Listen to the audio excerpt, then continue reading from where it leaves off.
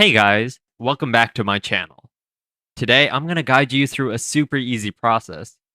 How to verify your Wise account. If you haven't set up your Wise account yet, no worries. Let's dive right in. Open the Wise website in your browser and sign up. And it'll ask for your email. Choose the account type, your country, and set up two-factor authentication by adding your phone number. Make sure to choose the country where you're currently living in or have your bank account for faster verification. After creating your account, it'll show you something like this. Click on your full legal name, go into Settings, and then Email Settings. Verify your Gmail by clicking the link sent from Wise to your email. It's that easy. Next, click on Connected Accounts. You can add applications or connect your bank account. For instant verification, sign into your bank account and Wise will automatically link it.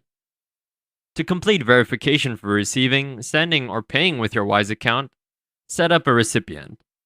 Add your bank details, full name, and the currency you'll be receiving. This step finalizes the verification process. And there you have it. Your Wise account is now verified and ready to go. You'll receive a confirmation email and you can always contact Wise's Help Center if you have any questions.